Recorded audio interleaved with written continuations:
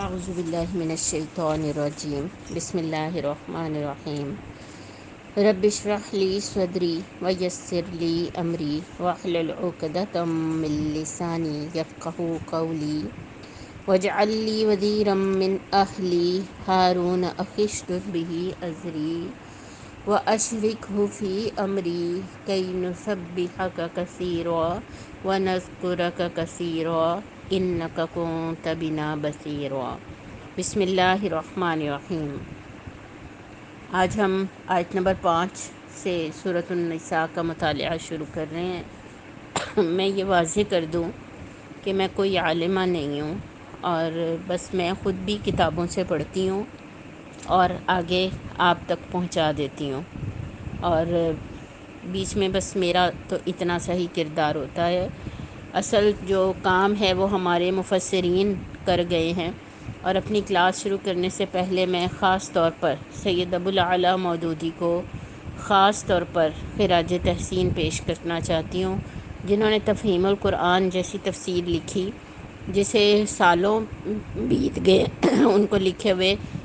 لیکن آج بھی دنیا کے اندر اس جیسی تفسیر اور کوئی نہیں ہے۔ ایک عام فہم اور سادہ اس لحاظ سے کہ جس آئیڈیالوجی کو اور نظریے کو، نظام کو، اقامت دین کو جس طرح سے انہوں نے اس کے اندر سمجھایا ہے، اس کے وہ ایک سادہ انداز ہے، دلیل سادہ ہوتی ہے۔ اگرچہ وہ جو الفاظ جو زبان وہ استعمال کرتے ہیں، چونکہ وہ پیچھے سے ان کا تعلق جہاں سے تھا، تو اس لحاظ سے ان کی زبان اردو ذرا ان کی مشکل والی اردو ہوتی ہے، اور بعض الفاظ کو سمجھنے میں مشکل ہوتی ہے، ڈکشنری کو باقاعدہ کنسلٹ کرنا پڑتا ہے۔ لیکن بخدا آج اگر فلسطین میں کہیں کوئی نظریہ موجود ہے، اگر کشمیر میں کہیں نظریہ موجود ہے، اگر مصر میں، شام میں، ترکی میں، اگر دنیا بھر کے اندر جو اسلامی تحریکیں ہیں، امریکہ میں، انگلینڈ میں، اور پوری دنیا میں بھی اگر آپ دیکھیں تو جہاں کہیں بھی اسلامی تحریکیں اس وقت آگے بڑھ رہی ہیں، تو ان کے پیچھے جو ایک شخصیت جس کا نام لیا جا سکتا ہے جو کام کرتی ہے، وہ سید ابوالعلا مودودی ہے۔ تو میں جب پڑھاتی ہوں تو میں اولین تو انہی کی تفسیر کو کنسلٹ کرتی ہوں۔ تو اس کے علاوہ جو ہے وہ فی ظلال القرآن اور فی ظلال القرآن جو سید قطب شہید کی ہے، اور تفسیر ہے روح القرآن جو ڈاکٹر محمد اسلم صدیقی صاحب کی ہے، اور ایک تیسیر القرآن جو اقبال کیلانی صاحب کی لکھی ہوئی ہے۔ تو میں ان تفاسیر سے رجوع کرتی ہوں، اور ہم ان سب کو ملا کے تو ان آیات کو سمجھنے کی کوشش کرتے ہیں۔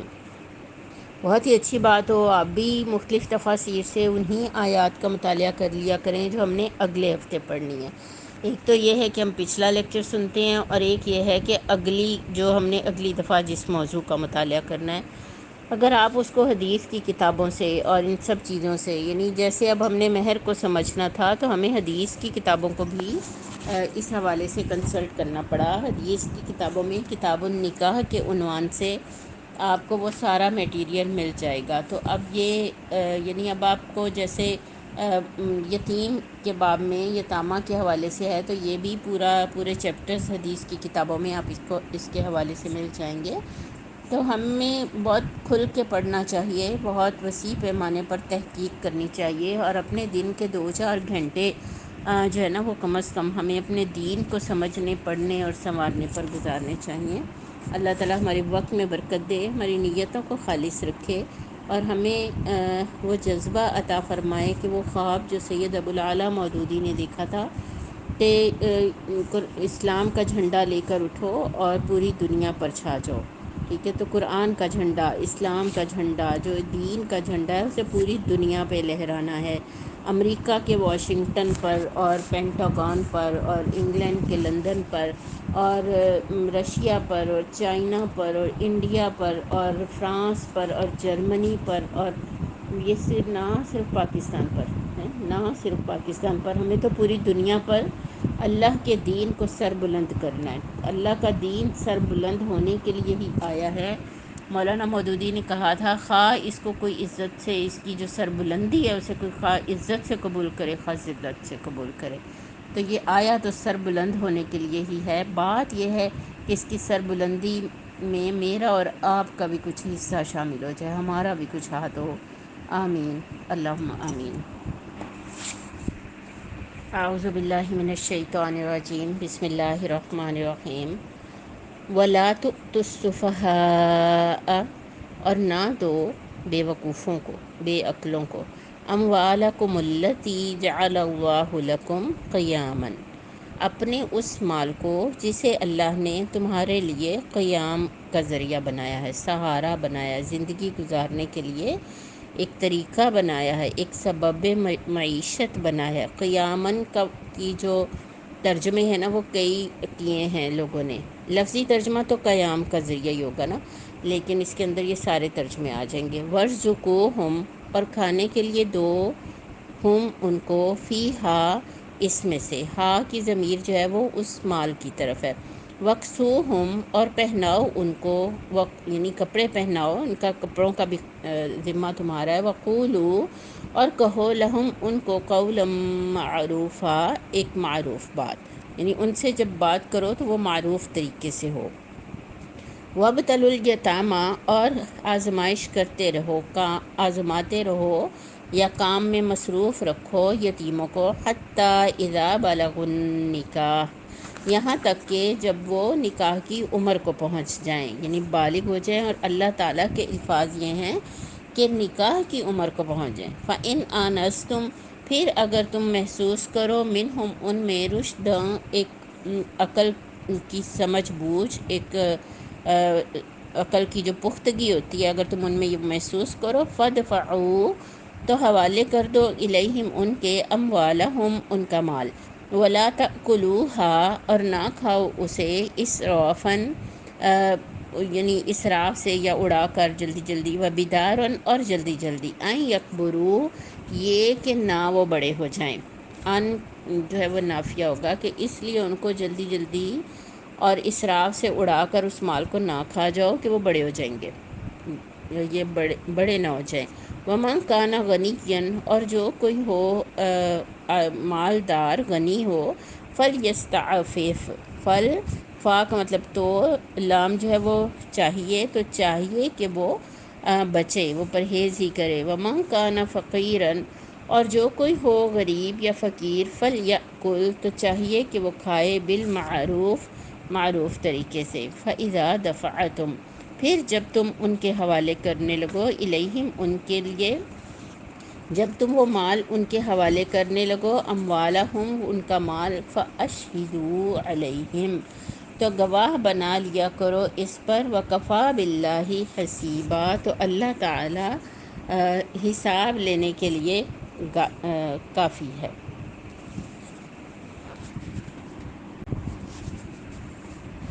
بسم اللہ الرحمن الرحیم. اب ہم اس کی شرح کو دیکھتے ہیں.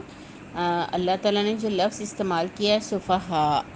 کہ مال نہ دو ان سفیہوں کو، ان سفہاء کو، وہ مال ان کے حوالے نہ کرو جو تمہارے لیے زندگی کو قائم رکھنے کا، زندگی کی بقا کا ذریعہ ہے. البتہ، یہ واؤ جو ہے نا البتہ ہوگا، کہ البتہ انہیں کھانے کے لیے رزق بھی دو، اور انہیں کپڑے بھی پہناؤ، اور ان کے ساتھ اچھے طریقے سے بات بھی کرو. تو سیاق و سباق میں یہ بات اچھی طرح سمجھ میں آ گئی ہوگی کہ پیچھے جہاں سے بات چل رہی ہے، سورۃ النساء کا جو آغاز ہے دراصل وہ یتامہ کے حوالے سے، یعنی خاندان کی تشکیل اور اس میں اللہ تعالیٰ کے خوف سے معاملات کرنا. اور پھر جو مسائل پہ بات جب شروع ہوئی تو وہ سب یتامہ کے گرد دراصل وہ سب کچھ گھوم رہا ہے. اور یہاں بھی اب جو اس آیت مبارکہ میں جو اللہ تعالیٰ نے جو خطاب کیا ہے وہ ان لوگوں کے ساتھ کیا ہے جن کی پاس کچھ یتیم ہیں، جن کی سرپرستی میں یتیم ہیں. اور اب جب کہ وہ بالغ ہو جائیں اور ان کے والد نے یا کوئی اور بھی اگر ان کے لیے کوئی مال وراثت چھوڑا ہے تو اب وہ جو سنبھالا ہوا ہو، تو اللہ تعالیٰ وہ حکم دے رہے ہیں کہ اب وہ ان کے حوالے کر دو. تو لیکن اللہ تعالیٰ نے اور کہا ہے کہ ان کو کپڑے پہناؤ، یعنی جو ان کی ضرورتیں ہیں وہ بہرحال پوری کرتے رہو. وہ اس سے پہلے، یعنی ان کے مال کے حوالے کرنے سے پہلے وہ پورا کرنا تمہاری ذمہ داری ہے. چنانچہ اگر ہم غور کریں نا تو سب سے پہلے جو حکم دیا جا رہا ہے وہ یہ ہے کہ ولی اور جو سرپرست ہے نا اس کا کام یتیموں کی بھلائی اور خیر خواہی ہے. وہ یعنی جب تک یتیم جو ہے نا وہ خود اپنے معاملات کو سنبھالنے کے قابل نہیں ہوتا، نہ اس کی تربیت کرنا، اس کی سرپرستی کرنا اس کے ولی کے ذمے ہوگا. لیکن جب وہ بڑا ہو جائے، اور آپ کو پتہ ہے کہ ولی جو ہے وہ باپ کے بعد اس کا چچا اور پھر اس کا دادا، اور اس طرح اللہ تعالیٰ نے یعنی فقہ کے اندر یہ ولی کے حوالے سے مطلب اگر یہ بھی نہیں ہے تو ماموں اور اس طرح سے سب رشتوں کو پابند کیا گیا ہے ایک سیکوینس کے ساتھ کہ وہ اس یتیم کے ولی ہوں گے، کہ وہ مال کو اس کو سپرد کرنے میں پوری احتیاط سے کام لے. یعنی ایسے نہیں ہوگا کہ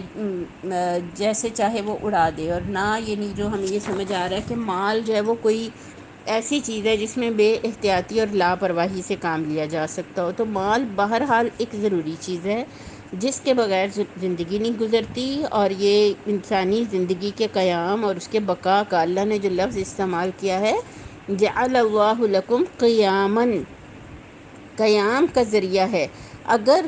مال اور جو اولاد مال جو ہے وہ اگر کسی ایسے کے ہاتھ میں دے دیا جائے نا تو اس کی غفلت جو ہے وہ اصل میں صرف یہ نہیں ہے کہ وہ مال تباہ ہوتا ہے، بلکہ دراصل اس کا جو غیر متوازن امبیلنس یوز جو ہے نا اس کا وہ پوری سوسائٹی کو خراب کرتا ہے، سارے تمدن کو خراب کر دیتا ہے. رشتے اور انسانی آپ سمجھیں جو زندگی ہے نا وہ ساری عزت و ذلت جو ہے وہ اس پیسے کے ساتھ ہی اس کے معیارات، اس کے سٹینڈرڈز بنتے اور بگڑتے ہیں. معاشرے کے اندر اللہ تعالیٰ نے یہ ایک وہ بنایا ہے، تو اللہ نے جو پیارے نبی صلی اللہ علیہ وسلم نے ہمیں جو سکھایا ہے اس میں ایک بنیادی چیز کہ اس دین کے اندر ہی ڈوب جانا اور مال سے بالکل بے نیاز ہو جانا. تو یعنی وہ جو ایک رہبانیت والا اور صوفیزم والا جو کلچر ہے وہ اللہ اور اس کے رسول صلی اللہ علیہ وسلم نے ہمیں نہیں سکھایا. اور دوسری طرف یہ کہ اب وہ اس مال کو اگر حاصل ہی اب کرنے لگے ہیں تو اسی میں ڈوب جانا، اب اسی کی محبت اتنی زیادہ بڑھ گئی ہے. تو جو لوگ دین کے پابند بھی ہوتے ہیں نا، اور بہرحال تمام لوگوں کے اندر ایک عام طور پر ایک افراط اور تفریط کا رویہ جو ہے نا وہ ہمیں ملتا ہے. تو اگر ہم شریعت کو دیکھیں تو چونکہ آگے ابھی اب وراثت کے احکامات آنے ہیں نا، تو اس لیے سب سے پہلے ایک مائنڈ سیٹ بنایا جا رہا ہے، ایک سوچ بنائی جا رہی ہے کہ یہ جو مال ہے نا یہ ہے امپورٹنٹ. یہ ایسا نہیں ہے کہ تم اس کو کہو کہ چلو جی میرا تو فرض ادا ہو جائے اور میں یہ اسے اس بچے کے حوالے کر دوں. کیونکہ پھر تقویٰ کی راہ میں یہ بھی ہوتا نا کہ وہ سوچتے تھے کہ چلو یہ اب میری ذمہ داری پوری ہو جائے، میں یہ مال اس کے حوالے کر دوں، بس میری وہ پوری ہو جائے. تو اللہ تعالیٰ نے بتایا کہ یہ بھی ایک ٹھیک رویہ نہیں ہے. تو جو مال ہے بہرحال جب ہم میری بہنوں دین کو پڑھتے ہیں تو ایک طرف اس کا کمانا، اس کو اور حلال کمانا جب ہم پڑھتے ہیں کہ دیانتدار تاجر کی کیا فضیلتیں ہیں. حلال کمانے کو اللہ کے رسول صلی اللہ علیہ وسلم نے جہاد قرار دیا ہے، اور نہ صرف یہ کہ مال کمانے کی بلکہ اس کی حفاظت کا بھی پورا. یعنی اگر ہم گھر کے اندر اپنا سیکیورٹی کا سسٹم اس طرح سے بناتے ہیں کہ پیسے اتنی ایزی اپروچ میں نہ پڑے ہوں کہ کوئی اس کو جب چاہے اٹھائے اور جہاں چاہے جا کے خرچ کر لے، تو بلکہ اس کی حفاظت کا ایک نظام بناتے ہیں، تو یہ عین دین ہے. دیکھیں نبی کریم صلی اللہ علیہ وسلم نے فرمایا کہ اپنے مال کی حفاظت کرتے ہوئے جو شخص قتل ہو جائے وہ تو شہید ہے. اور سچی بات یہ ہے کہ مال کے ساتھ میرا اور آپ کا تعلق، اللہ کے نبی صلی اللہ علیہ وسلم نے خبردار کیا ہے اس سے. آپ نے فرمایا کہ میری امت کا فتنہ مال ہے. تو مجھے تو ایسے لگتا ہے جیسے وہ دو دھاری تلوار ہوتی ہے نا، تو جیسے وہ دو دھاری تلوار ہو اس طرح سے یہ مال ہے. ایک طرف اس کو کمانا بھی ہے، ایک طرف اس کو اپنے پرس میں، اپنے بیگ میں، اپنی کسٹڈی میں اتنا مینٹین بھی کرنا ہے کہ زندگی جو ہے وہ آگے بڑھ سکے، اور دوسری طرف اس سے بچ کے بھی رہنا. یعنی اس کی جو محبت ہے وہ دل کے اندر نہ ہو، بلکہ دل کے اندر جو چیز ہے وہ تقویٰ ہے، جہاں سے سورۃ النساء کا آغاز ہوا. دیکھیں گھر ڈسکس ہو رہا ہے نا، اب گھر کی ریاست سے پوری ریاست تک، ریاست ملک تک سمجھیں گے بات جانی ہے نا کہ وہاں تک دین کا قیام کیسے. اور جیسے کہ مولانا مودودی کا نظریہ اقامت دین آپ خاص طور پر ان مسائل کے اندر بھی سمجھیں گے. دیکھیں دین کی اقامت ہے نا یہ کہ آپ کو مال ان بچوں کے حوالے کرنا ہے، لیکن تقویٰ نے اس سارے پروسیجر کو فیئر رکھنا ہے، صاف رکھنا ہے اور بیلنس رکھنا ہے. اس لیے دل جو ہے نا، دل کے اندر تو اصل میں اللہ کا تقویٰ ہو، مال کی محبت اگر ہے نا تو وہ امبیلنس جو ہے نا، وہ غیر متوازن رویہ بنائے گی. تو اللہ کے نبی صلی اللہ علیہ وسلم نے فرمایا کہ جو شخص اللہ سے ڈرتا ہو اس کی مالداری میں دین کا کوئی حرج نہیں ہے. یعنی اس کے دل میں اگر تقویٰ ہے نا، جیسے آپ کہتی ہیں کہ ایک تلوار جو ہے وہ مجاہد کے ہاتھ میں بھی تلوار ہے، ایک طاقت ہے، اور ایک ڈاکو اور ظالم کے ہاتھ میں بھی تلوار ایک طاقت ہی ہوتی ہے. لیکن وہ ظالم جو ہے وہ انسانیت کا دشمن ہوتا ہے، لیکن جو ایک مجاہد کے ہاتھ میں ہے تو وہ انسانیت کو آگے لے کے چلتا ہے، آگے بڑھاتا ہے. تو اللہ تعالیٰ سے جو ڈرنے والا ہے وہ مال کے استعمال میں اور کسی کو اس کا امانت دار بنانے میں بالکل احتیاط کرے گا. تو شیخ عبد القادر جیلانی نے اس کے بارے میں ایک مثال دی ہے کہ زندگی جو ہے وہ کشتی کی طرح ہے، اور دنیا کا مال و دولت پانی کی طرح. کشتی پانی کے بغیر تیر نہیں سکتی، اسی طرح زندگی بھی مال و دولت کے بغیر نہیں گزرتی. لیکن یہ پانی اس وقت تک کشتی کے لیے مفید اور اس کی قوت ہے جب تک کشتی کے نیچے ہے، اور اگر خدا نخواستہ پانی کشتی کے اندر داخل ہو جائے تو پھر یہ پانی کشتی کی قوت نہیں بلکہ اس کی ہلاکت اور تباہی کا باعث بنے گا. تو اس طرح میری عزیز بہنوں، جب یہ توازن خراب ہوتا ہے، جب اللہ کے دین سے باہر نکل جائے اور دل کے اندر مال بس جائے، مال کی محبت بس جائے، تو یقین کریں نہ انسانیت بچتی ہے، نہ رشتوں کا احترام باقی رہتا ہے، اور نہ انسان کا جو تمدن ہے وہی درست رہتا ہے. تو جو زیر مطالعہ جو آیت ہے اس میں اللہ تعالیٰ نے چونکہ کہا ہے کہ مال و دولت جو ہے وہ قیام زندگی کی ضرورت ہے اور قیام اور بقا کا ذریعہ ہے، تو پھر ایسی چیز بہت مفید ہے اور اس کے بارے میں بے احتیاطی نہیں ہو سکتی کہ دینے سے پہلے یہ نہ سوچا جائے کہ جس کو دیا جا رہا ہے وہ دینے کے قابل ہے یا نہیں. تو سیاق و سباق میں اگر یہاں پہ مراد تو صفحاء سے مراد وہ یتامہ ہیں، ٹھیک ہے. لیکن میں آپ کو بتاؤں اس کے بارے میں حضرت عبداللہ بن عباس اور حضرت ابو موسیٰ اشعری سے یہ منقول ہے، اور امام تفسیر حافظ طبری نے بھی اسی کو اختیار کیا ہے کہ صفحاء کا لفظ عام ہے جو تمام لوگوں کو شامل ہے، چاہے وہ یتیم ہوں چاہے وہ اپنے بچے ہوں. وہ اموالکم سے استدلال یہ کرتے ہیں کہ اگر یہاں صرف یتیم ہی مراد ہوتے نا تو پھر اموالہم کہا جاتا. بہرحال کہنے کا مقصد یہ ہے کہ اپنے بچے ہوں یا وہ زیر تربیت یتیم بچے ہوں، اگر ان میں ایسی عقل اور سمجھ کی کمی ہے کہ وہ مال نہیں سنبھال سکتے، بلکہ الٹا مسئلہ یہ ہے کہ اگر ان کے حوالے مال کریں گے تو وہ تو اس کا نقصان کر دیں گے، تو پھر ایسے بچوں کو کھلا پلا دیں، ان کی ضرورتوں کا خیال رکھیں، انہیں کپڑے پہنائیں، اور اس معاملے میں جو ہے وہ وسعت سے اپنی استطاعت کے مطابق وسعت سے کام لیں. تو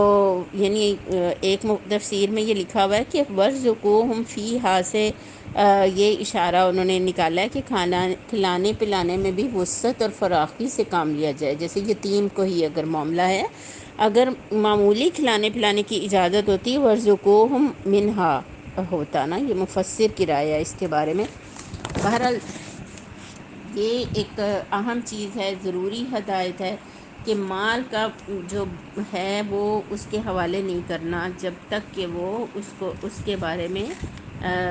جو بے وقوفی کو دور نہ کیا جائے. اچھا، اب بے وقوفی کو دور کیسے کرنا ہے اس کی بات اگلی آیت میں آئے گی. اچھا، مولانا مودودی کا جو حاشیہ ہے، حاشیہ نمبر 8، یہ بھی میں پڑھ دیتی ہوں، اس کو بھی ہم دیکھ لیں اور بات وہی ہے، ذرا اس کو سمجھ لیتے ہیں مزید. کہ یہ آیت وسیع معنی کی حامل ہے. اس میں امت کو یہ جامع ہدایت فرمائی گئی ہے کہ مال جو ذریعہ قیام زندگی ہے، بہرحال ایسے نادان لوگوں کے اختیار اور تصرف میں نہیں دینا چاہیے جو اسے غلط طریقے سے استعمال کر کے نظام تمدن و معیشت اور بالآخر نظام اخلاق کو خراب کر دیں. حقوق ملکیت جو کسی شخص کو اپنے املاک پر حاصل ہیں اس قدر غیر محدود نہیں ہیں کہ اگر وہ ان حقوق کو صحیح طور پر استعمال کرنے کا اہل نہ ہو، ان کے استعمال سے اجتماعی فساد برپا کر دے، تب بھی اس کے وہ حقوق سلب نہ کیے جا سکیں۔ یعنی یہ مغربی تصور ہے نا۔ اور جو ہے وہ قرآن مجید میں بھی شعیب علیہ السلام کی قوم کو نے ان کو کہا تھا کہ اب آپ کا کیا مطلب ہے، ہم اپنے پیسے میں سے ہم جو چاہیں نہ کریں، یعنی ہمارا پیسہ ہے تو ہم جو چاہیں کریں۔ تو مولانا مودودی کی بات بہت اہم ہے کہ اگر وہ ان حقوق کو صحیح طور پر استعمال کرنے کا اہل نہ ہو اور اس کے استعمال سے اجتماعی فساد برپا کر دے، تب بھی اس کے وہ حقوق سلب نہ کیے جا سکیں۔ جہاں تک آدمی کی ضروریات زندگی ہیں وہ تو ضرور پوری ہونی چاہیے، لیکن جہاں تک حقوق کے مالکانہ کے آزادانہ استعمال کا تعلق ہے، اس پر یہ پابندی ہونی چاہیے کہ یہ استعمال اخلاق و تمدن اور اجتماعی معیشت کے لیے صریحاً مضر نہ ہو۔ دیکھیں اب اگر کسی کے پاس پیسہ ہے تو وہ کہے کہ میں نے تو جوا خانہ ہی کھول لینا ہے، پیسہ ہے تو مجھے تو اختیار ہے، میں جو چاہوں کروں، تو میں تو شراب کا کاروبار کروں گا۔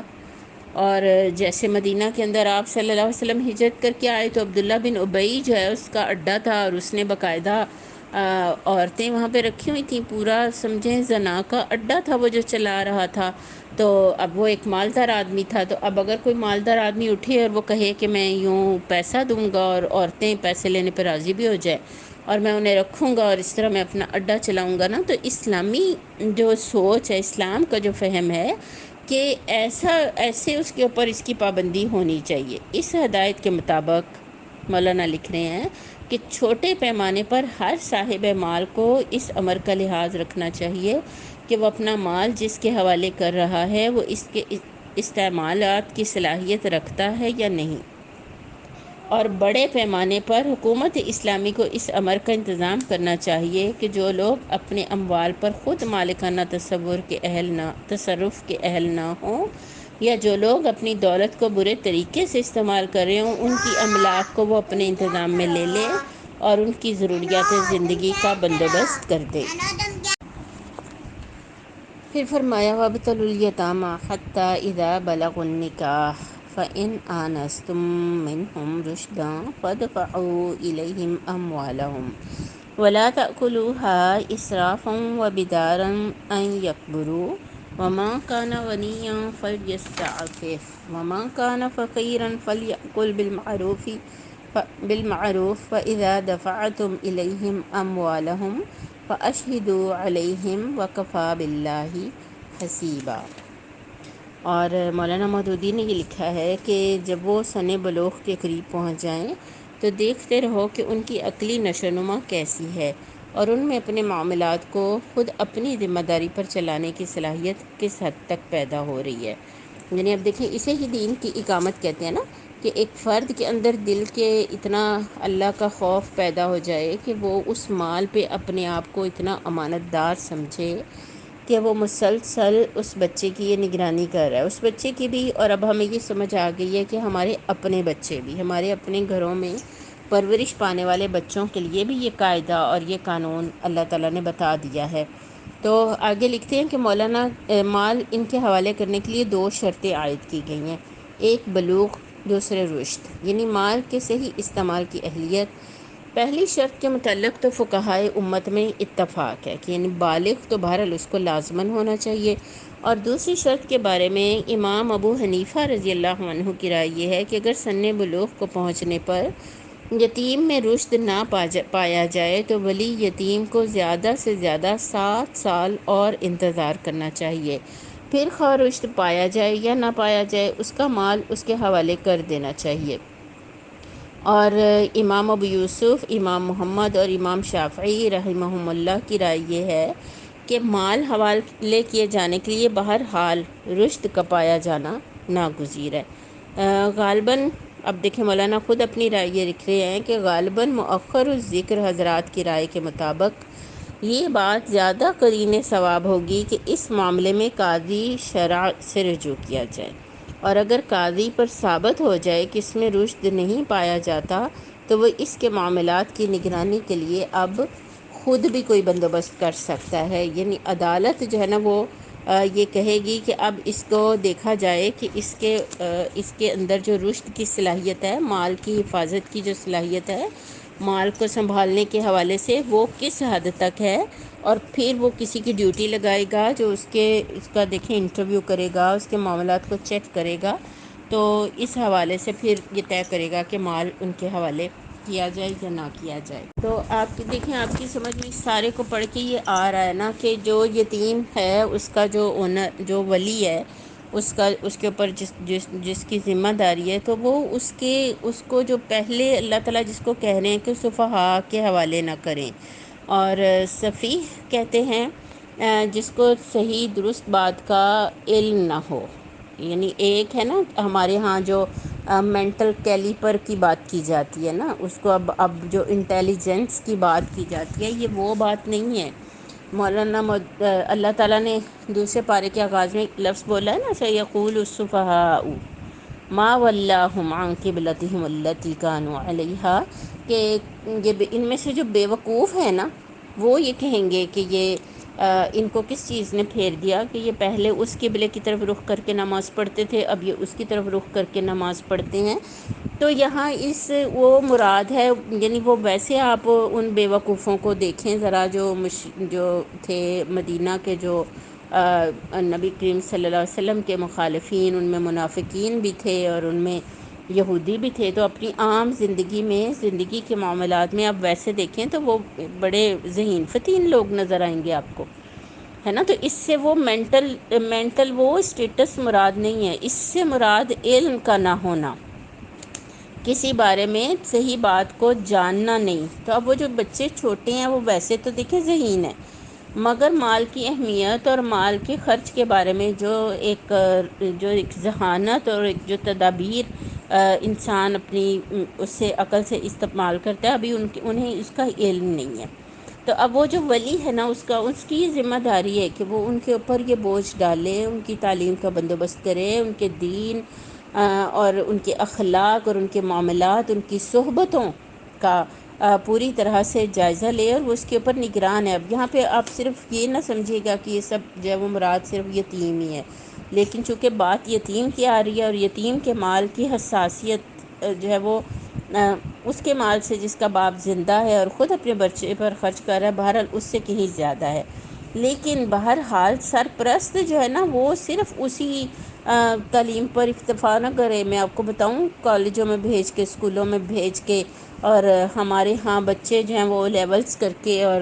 اے لیولز کر کے اور ایف اے بی اے کر کے، اور بعض اوقات تو یقین کریں پروفیشنل ڈگریاں لے کے گھروں کو آ جاتے ہیں، لیکن ان کو اپنے مال کے بارے میں ان کو وہ طور طریقے نہیں آتے، انہیں نہیں پتہ ہوتا۔ اگر ان کے ہاتھ میں 1000 پکڑا دو، 2000 پکڑا دیں، تو وہ سارا ہی اڑائیں گے باہر۔ والد خرچ دیں گے کہ اچھا تم 200-300 کی کوئی لے لو چیز، میرے پاس یہ ٹوٹے ہوئے نہیں ہیں جو تم نے کھانا لے آؤ، اور یہ لو 1000 روپیہ۔ اور صاحبزادے تھوڑی دیر بعد آ کے بتائیں گے کہ وہ تو خیر، اب تو میں آپ کہیں گی کہ مہنگائی ہی اتنی ہو گئی ہے، دیٹس اوکے، لیکن کہنے کی بات یہ ہے کہ جتنے خرچ کرنے کے لیے دیے گئے ہیں بقایا ٹوٹے ہوئے نہیں ہیں، تو کہا گیا کہ چلو تم سارے لے جاؤ، بقایا لے آنا، لیکن وہ آ کے بتائیں کہ وہ تو میں نے پھر یہ چیز بھی لے لی اور یہ بھی لے لی، اور وہ پیسے تو اب نہیں رہے۔ اور تو اس میں دیکھیں دو چیزیں کہ بچہ جو ہے وہ اپنے معاملات کی دیکھ بھال کر سکتا ہو، نہایت احتیاط کے ساتھ وہ اپنے مال کو خرچ کر سکتا ہو، اور پھر یہ دو پابندیاں اللہ تعالیٰ نے لگائی ہیں، نکاح کی عمر اور دوسرا ہے رشد، ٹھیک ہے۔ تو علماء نے اس میں تو آپ نے رائے پڑھ لی ہے جو امام ابو حنیفہ کی ہے، لیکن مزید میں بتا دوں کہ نکاح سے مراد اس کے اندر وہ علامتیں ہیں جو ابھر آئے نا، جو بلوغ کی ہوتی ہیں، جس کے بعد ایک بچہ جو ہے وہ بالغ مرد کہلانے لگ جاتا ہے، وہ اس قابل ہو جاتا ہے کہ اس کا نکاح کر دیا جائے۔ لیکن اگر بلوغ کی علامتیں نہیں ظاہر ہوئیں تو پھر بلوغ کی عمر کیا ہے؟ تو فقہاء نے اس کے بارے میں لکھا ہے، بعض نے کہا لڑکے کے لیے 18، لڑکی کے لیے 17، بعض نے دونوں کے لیے 15 سال۔ امام ابو حنیفہ نے اس کے بارے میں ان کا فتویٰ یہ ہے کہ لڑکا اور لڑکی دونوں 15 سال عمر پوری ہونے پر شرعاً بالغ قرار دیے جائیں گے، خواہ وہ آثار بلوغ ان کے اندر پائے جائیں یا نہیں پائے جائیں۔ لیکن بعض بچے بالغ ہو جاتے ہیں تو ان میں رشد نہیں ہوتی. بالغ ہونا شادی کی ضمانت تو ہو سکتا ہے کہ چلو وہ بچے تو پیدا کر لے گا، لیکن اپنی معاشی جو اس کی ذمہ داری ہے اب اس خاندان کے حوالے سے کاروبار سنبھالنا، معاملات کو سنبھالنے کے لیے جو رشد کی ضرورت ہے وہ تو اس کے اندر ابھی نہیں آئے گی. تو اس لیے یہ ایک چیز تو بلوغت ہے. تو یعنی بہرحال انسان کی جب وہ بڑا ہوتا ہے نا تو وہ اس صفاحت سے اب وہ جو عقل کی طرف جو سفر کرتا ہے نا، جو سمجھداری کی طرف سفر کرتا ہے، تو بلوغت بہرحال اس میں ایک سٹیپ ہے. اور اس لحاظ سے یہ دیکھا جائے گا نا کہ وہ بچہ جو ہے وہ بالغ ہو گیا ہے. لیکن ایک بے سمجھی ہے کہ دماغ ہی نہیں صحیح، اور بچے جو ہیں وہ بالغ تو ہو گیا ہے لیکن اس کے اندر سے وہ بچپنا ہی نہیں گیا. وہ یا تو مطلب ایسی کوئی عقل کی اور ایسے کوئی کام ہی اس کے اندر نظر نہیں آ رہے. تو امام ابو حنیفہ اس کے بارے میں یہ لکھتے ہیں کہ یہ کم عقلی جو بچپن کے اثر سے ہے، اس کے ختم ہونے کا زیادہ سے زیادہ 10 سال انتظار کیا جائے گا. اور تو اس پہ وہ کہتے ہیں کہ امید ہے کہ 25 سال کی عمر تک بچپن کا اثر زائل ہو جائے گا اور اس کے معاملات اب اس کے حوالے کیے جائیں گے. اور امام ابو یوسف، امام محمد اور امام شافعی جو ہیں وہ پھر بھی وہ کہتے ہیں کہ 25 سال کے ہو جانے پر بھی اس کی رشد کو چیک کیا جائے. اور ابھی آپ نے دیکھا کہ مینٹلی جو ہے نا وہ بعض اوقات ڈسیبل ہوتے ہیں. اتنے مسائل اس وقت یہ ہیں، بچیوں کی شادیاں کر دی جاتی ہیں، بچے دنیا میں ہو گئے ہیں، لیکن شوہر جو ہے نا وہ ابھی مالی اعتبار سے باپ کا پابند ہے اور مال ابھی اس کے ہاتھ میں آیا نہیں ہے، اور وہ خاندان اس کا بنا دیا گیا ہے لیکن اس کی ذمہ داریاں اٹھانے کا اہل نہیں ہے. تو آپ نے دیکھا کہ اتنے مسائل پیدا ہو جاتے ہیں نا. 2-3 کیسز اس وقت میری نظر میں ہیں کہ معاملہ جو ہے وہ بالکل طلاق تک پہنچا ہوا ہے، کیونکہ بچے ہو گئے ہیں اور بیوی جو ہے وہ اب مطالبہ کرتی ہے، اپنی کوئی ضرورت شوہر کو بتاتی ہے اور شوہر اس قابل نہیں ہے کہ وہ اس کی ان جو ضرورتیں ہیں مالی اعتبار سے وہ ساری اس کی پوری کر سکے. بدارن، اب لفظ آیا نا بدارن، کہ تو اس کا مطلب یہ ہوگا کہ اگر بچہ بڑا ہو جائے تو یہ اپنے مال ہم سے واپس لے لے گا. اس لیے یہ ڈرنا کہ یہ جلدی جلدی میں کھا لوں اور جلدی جلدی اس کو خرچ کر لوں تو بڑا ہو گیا تو یہ واپس لے لے گا. اور اسرافاً یہ ہے کہ پھر جہاں پہ تھوڑے پیسے میں بھی کوئی کام ہو سکتا ہو تو وہاں پہ زیادہ پیسے خرچ کر کے تو کرنا. تو یعنی اس حوالے سے ایسا رویہ نہیں بنانا چاہیے، بلکہ اس کی ذمہ داری سمجھ کے اس مال کو کی حفاظت کر کے اور پھر اس کی تربیت کر کے اس بچے کو ایک ذمہ دارانہ کردار زندگی میں ادا کرنے کا سکھا کے جب وہ بڑا ہو جائے تو وہ مال جو ہے وہ اس کے حوالے کیا جائے خاص طور پر. اور یہاں بھی آپ نے دیکھا کہ علماء میں بھی اس کے بارے میں جو ہے نا وہ اختلاف ہے کہ بلوغت کیا ہے. تو ابھی آپ نے دیکھا کہ یہ بلوغت بھی بہت جلدی ہو گئی، اور بلکہ بعض جو گرم ممالک ہیں ان میں تو لڑکے لڑکیاں اور بھی جلدی بالغ ہو جاتے ہیں. اور سرد ممالک میں البتہ غذائیں اس طرح کی کہ اب تو ہم نے کبھی سنا نہیں تھا، لیکن اب تو 11 سال 10 سال کی بچی جو ہے وہ بالغ ہو جاتی ہے، بچے بھی بالغ ہو جاتے ہیں. تو دیکھا جائے گا جیسے لڑکوں کے اندر احتلام ہونا اور عورتوں کو لڑکیوں کو پیریڈز کا آنا اور چھاتیوں کا ابھر آنا اس کی علامت ہوگی نا. کچھ البتہ علامتیں ایسی ہیں جن کا دونوں میں پائی بھی جاتی ہیں، جیسے آواز میں تھوڑی سی تبدیلی آنے لگ جاتی ہے، اور لڑکوں کے اندر یہ ہے کہ آواز بھاری ہوتی ہے اور بغلوں کے اور جیسے وہ گلے کی ہڈی ابھر آتی ہے نا، یہ چیز بھی ہوتی ہے. اور بغلوں کے نیچے اور زیر ناف بال اگنا، نبی صلی اللہ علیہ وسلم نے اس کے بارے میں بھی کہا. اس کو بھی آپ نبی کریم صلی اللہ علیہ وسلم نے غزوہ بنی قریظہ کے موقع پر جب یہ طے ہوا تھا کہ بڑے مرد سارے قتل کر دیے جائیں اور بچوں کو چھوڑ دیا جائے، تو اب وہ یہ طے کرنا تھا نا کہ کون سا بچہ بالغ ہے، بڑا ہو چکا ہے. تو پھر زیر ناف بال چیک کیے گئے تھے، تو داڑھی اور مونچھ کے بال آنا اور بغلوں کے بال آنا. تو اور میں یہ بتا دوں کہ پاکستان میں نکاح نامے کے اوپر جو بلوغت کی عمر ہے وہ ہمارے ہاں اور یہاں ہمارے جو آئی ڈی کارڈز کے اوپر ہے وہ 18 سال ہے. تو یہ حد بندی بہرحال غیر شرعی ہے نا، تو 18 سال سے بہت پہلے اب تو بچے جو ہیں نا وہ بالغ ہو چکے ہوتے ہیں، اور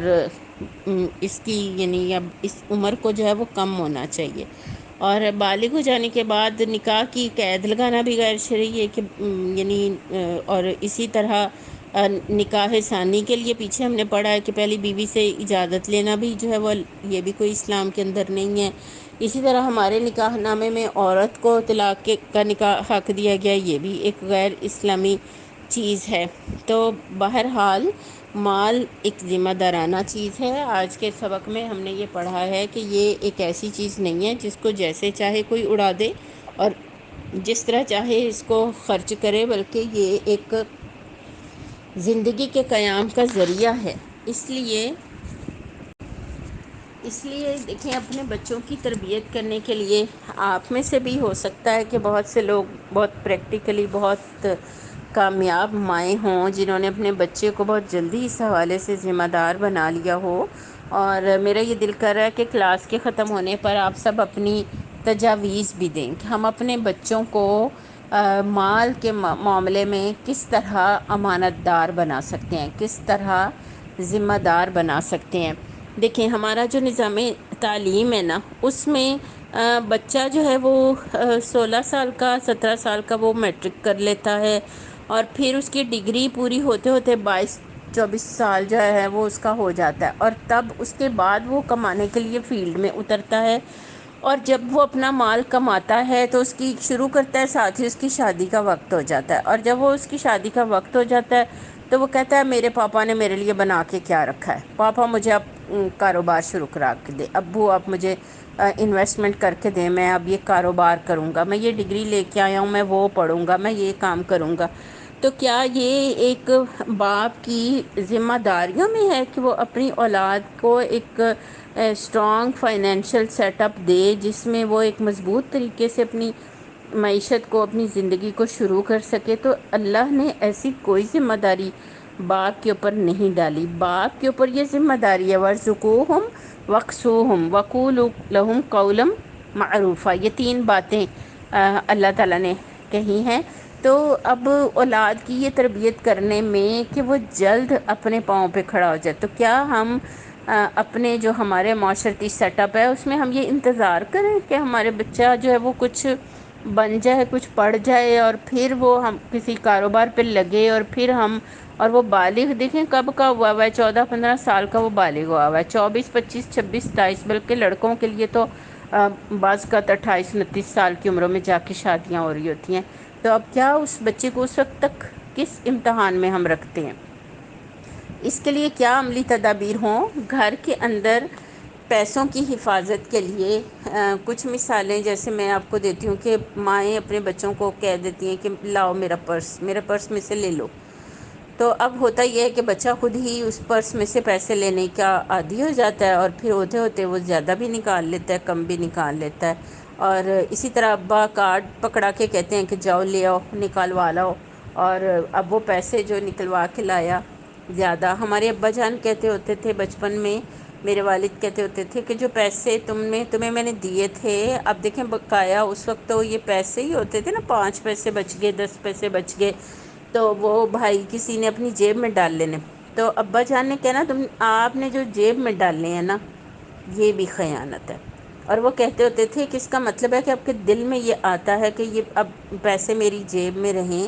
اور جیب سے نکال کے اب آپ کو دینے مشکل لگیں گے، تو آپ اپنے ہاتھ میں لایا کریں اسی طرح سنبھال کے، اور آتے ہی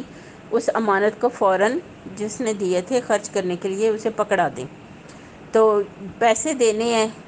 جتنے دینے ہیں، 100 روپیہ دیا، 200 روپیہ دیا، یہ دکان سے یہ لے آؤ، اور بچے نے بقایا پیسے خود ہی دکان پہ یہ سوچ کے کہ امی نے کیا کہنا ہے مجھے،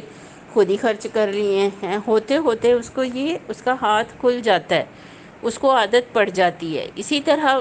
گھر کے اندر پیسے ختم ہو گئے ہیں، لیکن اب گھر کا کھانا پانی چلانے کے لیے جو والدین ہیں وہ کبھی محلے کی کسی دکان سے یا ارد گرد کہیں سے کچھ ادھار جو ہے وہ سامان لانے کا رکھتے ہیں، تو بچے کے بھی تربیت میں اس کے اندر سے یہ چیزیں کھل جاتی ہیں کہ میں ادھار لے لوں، مجھے ضرورت ہے تو میں ادھار لے لوں۔ اب اگر آپ نے ایک دکان سے جا کے ادھار خریدی ایک چیز، تو آپ کی جیب میں پیسے تو ہیں نہیں کہ آپ نے فوراً دینے اور نکال کے تو آپ نے وہ چیز جو 50 روپے کی ہے آپ کو وہ 70 کی دے رہا ہے، آپ کو اس سے غرض نہیں ہوگی، کوئی پرواہ نہیں ہوگی، اور آپ وہ 70 کی ہی چیز لے کے آ جائیں گے۔ اور آخر میں آپ دیکھیں گے کہ یہ اتنا ادھار کیسے بن گیا، یہ کیسے ہوا کہ اتنے پیسے بن گئے۔ اور پھر جب آپ اگر اس لسٹ کو تھورو چیک کریں تو آپ کو بھی پتہ چلے کہ یہ چیز اس کو تو اس نے اتنے پیسے کی لگائی ہوئی ہے اور یہ اتنے پیسے کی لگائی ہوئی ہے۔ اور پھر آپ کو یہ بھی پتہ چلے گا کہ اس لسٹ میں جو ہے وہ یہ بہت کچھ تو آپ نے منگوایا ہی نہیں ہے، وہ تو صاحبزادے خود ہی لاتے رہے ہیں، خود ہی لے جاتے رہے ہیں۔ تو اب ہم کیسے اپنی معیشت کو کس طرح سے آرگنائز کریں، اس کی بجٹنگ کس طرح سے کریں، اور اپنے بچوں کو گھر کے مالی مسائل میں، کیونکہ کئی بچوں کو میں نے دیکھا ہے کہ بس اپنے پڑھنے اور کھانے پینے سے غرض ہے، والدین گھر کیسے چلا رہے ہیں، بجلی کا بل کہاں سے جا رہا ہے، گروسری کیسے کرنی ہے، فلاں آج کیا پکانا ہے، انہیں اس سے کوئی غرض نہیں ہے۔ انہیں صرف یہ پرواہ ہے کہ میری یہ ضرورت کب پوری کریں گے، اور میری تو آپ پوری کرتے ہی نہیں ہیں، اور نتیجتاً ایک شکوے والا اور ایک گلے والا رویہ، اور نتیجتاً اپنے اوپر ترس کھانا، اپنے آپ کو مزریبل سمجھنا، ایک مزری کی اس میں چلے جانا کہ میں تو بہت بیچارہ ہوں کیونکہ میرے والدین میری ساری ضرورتیں پوری نہیں کرتے۔ تو بچوں کو شریک کار کیسے کیا جائے؟ مجھے امید ہے کہ آپ بہت اچھی تجاویز دیں گی، میں گروپ کھولتی ہوں اور ہم اس پہ ایک اچھی ڈسکشن کرتے ہیں۔ جزاک اللہ۔ اچھا، اس میں ایک چیز اور تھی کہ 2 گواہ کر لیا کرو، فاشہدوا علیہم، گواہ کر لو، کیونکہ وہ مال چونکہ امانت ہے نا، تو اب اس امانت کو اس کے حوالے کرنے میں ایک ذمہ دارانہ رویہ ہو، ایسے نہ ہو کہ وہ مال بس خود ہی اس کو دے دیا جائے، یعنی 2 گواہ بنا لیے جائیں تاکہ کوئی جھگڑا ہو، کوئی لڑائی ہو، بعد میں کوئی چیز یاد آ جائے، بچہ کہے کہ وہ میرا وہ فلاں چیز بھی تھی اور وہ تو مجھے دی نہیں گئی ہے۔ تو اگر یہ سب کچھ تحریری ہو، پوری امانت داری سے ہو، تو یہ بہترین صورت ہے، کیونکہ یاد رکھیں اللہ تعالیٰ سب سے بڑا گواہ ہے، اور بدیانتی کی صورت میں تو اس نے تو پورا حساب لے لینا ہے نا۔ تو اس کو پوری ذمہ دارانہ طریقے سے پھر اس مال کو، اس پراپرٹی کو، اس جو بھی ہے اس کے حوالے کیا جائے۔ سبحانک اللہم و بحمدک، نشہد ان لا الہ الا انت، نستغفرک و نتوب الیک۔